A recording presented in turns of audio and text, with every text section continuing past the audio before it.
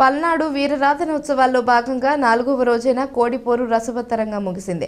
కోడి పందాలు రాష్ట్రాల్లోని పలువురు ఎమ్మెల్యేలు పాల్గొని కోడిపోరును తిలకించారు. ముందుగా ప్రభుత్వ చీఫ్ విప్ జీవి ఆంజనేయులు, మాచర్ల ఎమ్మెల్యే జోలకంటి బ్రహ్మారెడ్డి, గుంటూరు తూర్పు ఎమ్మెల్యే నసీర్, మాజీ ఎమ్మెల్యే మక్కెన మల్లికార్జునరావు బ్రహ్మనాయుడు వర్గం కలిగి నిలబడగా, పెదకూరపాడు ఎమ్మెల్యే భాష్యం ప్రవీణ్, గుడివాడ ఎమ్మెల్యే వెనిగండ్ల రాము, పామర్రు ఎమ్మెల్యే వర్ల కుమార్ రాజా, పెడన ఎమ్మెల్యే కాగిత కృష్ణప్రసాద్ నాగమ్మ వర్గం వైపు పాల్గొని ఇరువురు పోటాపోటీగా కోడి పందాలు వేయటంతో కోడిపోరు రసవత్తరంగా సాగింది. ఏకంగా రాష్ట్రంలోని పలువురు ఎమ్మెల్యేలు పాల్గొని కోడి పందాలు వేయడంతో ప్రజలు ఉత్సవాలకు వచ్చిన భక్తులు సైతం భారీగా పాల్గొని తిలకించారు. పౌరుషానికి ప్రతీక కారంపూడి వీరాచార ఉత్సవాలని మాచర్ల ఎమ్మెల్యే జోలకంటి బ్రహ్మానందరెడ్డి అన్నారు. అలనాటి పల్నాటి చరిత్రలో చేపట్టిన కోడిపోరు ఘట్టాన్ని ఉత్సవాల్లో 4వ రోజు వీర్ల దేవాలయ ప్రాంగణంలో కోడి పందాలను నిర్వహించారు. మాచర్ల రాజ్యం తరపున పల్నాటి బ్రహ్మనాయుడి చిట్టిమల్లును ఎమ్మెల్యే జోలకంటి బ్రహ్మానందరెడ్డి చేతబూనారు. గురజాల రాజ్యం తరపున నాయకురాలు నాగమ్మ పందెపు కోడి శివంగిడేగను గుడివాడ శాసనసభ్యులు వెనిగండ్ల రాము చేతపట్టుకుని సాంప్రదాయం ప్రకారం కోడి పందాలను నిర్వహించారు. పందెంలో బ్రహ్మనాయుడు కోడి 2 సార్లు విజయం సాధిస్తుంది. 3వసారి ఎవరు గెలిస్తే వారు రాజ్యం వదిలి వెళ్లాలని అలనాడు బ్రహ్మనాయుడిని నాయకురాలు నాగమ్మ రచ్చగొడుతుంది. దీంతో 3వసారి కోడి పందాలకు పల్నాటి బ్రహ్మనాయుడు సిద్ధమవుతాడు. ఈ మేరకు నాయకురాలు నాగమ్మ కుట్రలు కుతంత్రాలతో నాగమ్మ కోడి అయిన శివంగిడేగ విజయాన్ని సాధిస్తుంది. దీంతో బ్రహ్మనాయుడు రాజ్యాన్ని వదిలి అరణ్యవాసానికి వెళ్లినట్లు చరిత్ర చెబుతుంది. ఈ కోడి పందాలు ఎంతో రసవత్తరంగా కొనసాగాయి. కోడిపోరు కార్యక్రమంలో ప్రభుత్వ చీఫ్ విప్ వినుకొండ శాసనసభ్యులు జీవి ఆంజనేయులు, పెదకూరపాడు శాసనసభ్యులు భాష్యం ప్రవీణ్, పెడన ఎమ్మెల్యే కాగిత కృష్ణప్రసాద్, పామూరు ఎమ్మెల్యే వర్ల కుమార్ రాజా, గుంటూరు తూర్పు ఎమ్మెల్యే నజీర్ అహ్మద్, వినుకొండ మాజీ ఎమ్మెల్యే మకన మల్లికార్జునరావు ముఖ్య అతిథులుగా పాల్గొని కోడి పందాలను వీక్షించి పలు దేవాలయాల్లో ప్రత్యేక పూజలు నిర్వహించారు. ఈ సందర్భంగా వినుకొండ శాసనసభ్యులు ప్రభుత్వ విప్ జీవి ఆంజనేయులు మాట్లాడుతూ పల్నాటి చరిత్ర చిహ్నాలను కాపాడుకొని పల్నాటి చరిత్రను దేశం నలుమూలలకు విస్తరింపజేసే విధంగా కృషి చేయవలసిన బాధ్యత పల్నాడు ప్రాంత ప్రజలపై ఉండేదని ఆయన అన్నారు. సుమారు 900 సంవత్సరాలుగా పల్నాటి వీరాచార ఉత్సవాలు నిరాటంకంగా కొనసాగుతున్నాయని, వీరాచారవంతులు వారి ఆచారాన్ని పోగొట్టుకోకుండా సాంప్రదాయబద్ధంగా ఉత్సవాలు కొనసాగిస్తున్నారని ఆయన అన్నారు. బ్రహ్మనాయుడు కోడితో గుంటూరు తూర్పు శాసనసభ్యులు నసీర్ అహ్మద్ గారు, నాగమ్మ కోడితో పెదకూరపాడు శాసనసభ్యులు భాష్యం ప్రవీణ్ గారు.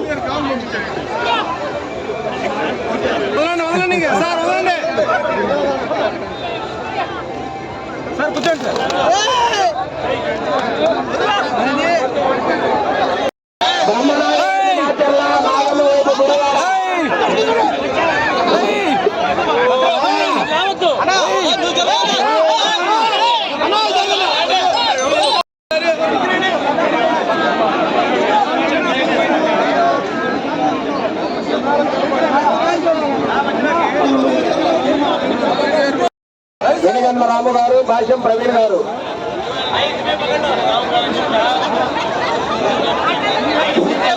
గుడివాడ కొడాలి నారేని ముఖ్య అతిథులు, మీడియా ప్రతినిధులు మాత్రమే లోపల ఉండాలా.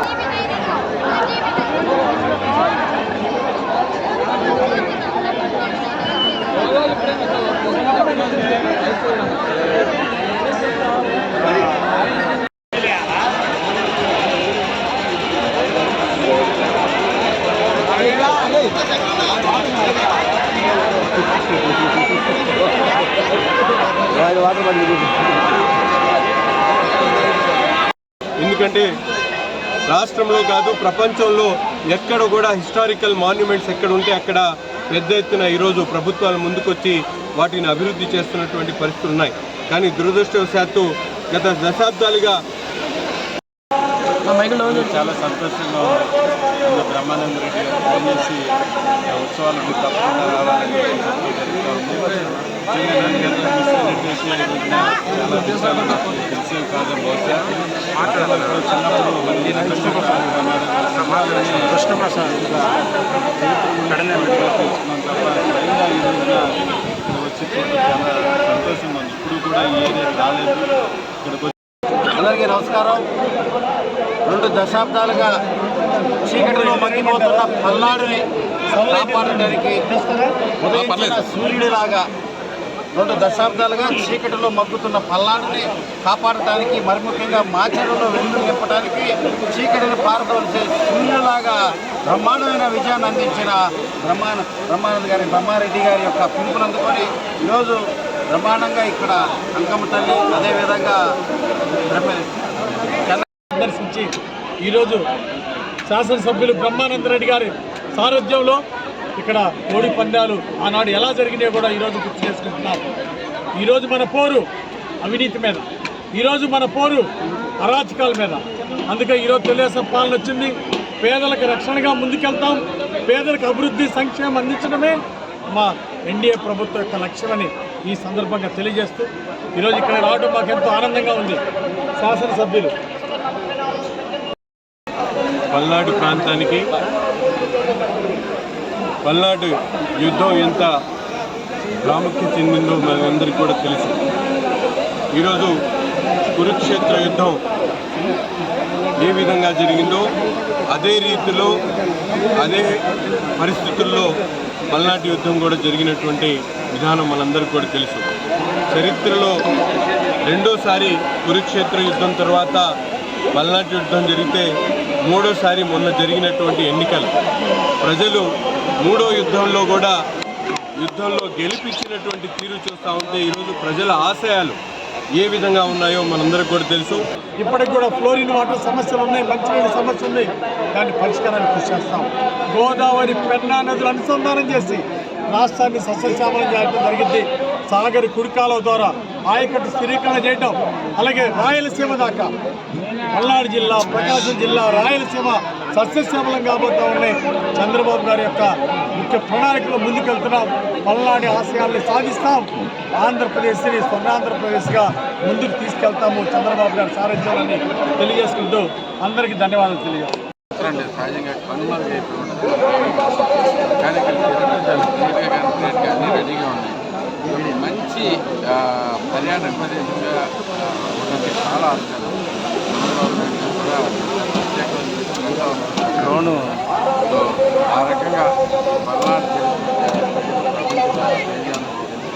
అలాగే మంచి పర్యాటక కేంద్రంగా అభివృద్ధి ముఖ్యంగా బ్రహ్మారెడ్డి అన్న సమర్థులు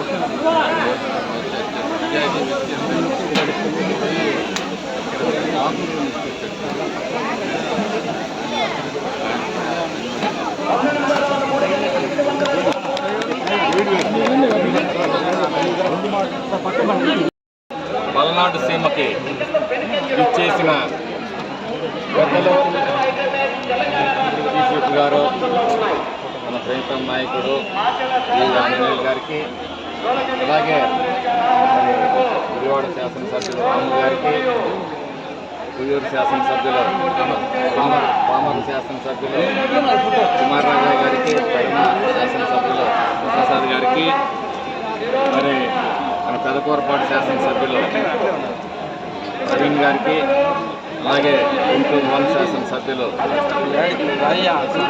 నసీర్ అహ్మద్ గారికి, మరి అందరికీ కూడా పల్నాడు ప్రజల తరఫున, ఉత్సవ కమిటీ తరఫున స్వాగతం పలుకుతూ ఈ చారిత్రాత్మకమైన ప్రదేశం మరి 8 పైన 9వ శతాబ్దంలో 1260 ప్రాంతంలో జరిగిన ఈ చారిత్రాత్మక సంఘటనలని గుర్తు చేసుకుంటూ ఆ రోజు వీరుల శౌర్యాన్ని వారితో కూడా మాట్లాడి అన్ని విధాలుగా ఈ ఆలయ అభివృద్ధికి పల్నాడు చరిత్రను కాపాడే ప్రయత్నం చేస్తామని చెప్పేసి సందర్భంగా తెలియజేస్తూ పల్నాడు నీతి నిజాయితీకి పోరాటానికి చాలా ఒరిటిగడ్డ. మాజీ వరప్రసాద్ గారు మన ప్రాంత వాసులు వారు కూడా సూచించడం జరిగింది. మేము కూడా ఈ ఉత్సవాలకు ముందు అసెంబ్లీలో అందరికీ పుస్తకాలు ఇచ్చేద్దాం, పంచుదాము, అందిద్దాం. ఏటా కూడా ఈ పల్నాడు ఉత్సవాన్ని మరి ప్రపంచంలో ఎక్కడా కూడా 2 చోట్ల అని చెప్పి చాలామంది చెప్తాం. భారతదేశంలో పల్నాడులో మాత్రమే వీరుల ఆయుధాలని, వీరుల నిత్యార్థం పూజించడం జరుగుతుంది. అలాగే గ్రీస్ దేశంలో ఉత్సవం జరుగుతుందని చెప్తారు. ఇంతటి చారిత్రాత్మకమైన ఈ ప్రదేశం దురదృష్టవశాత్తు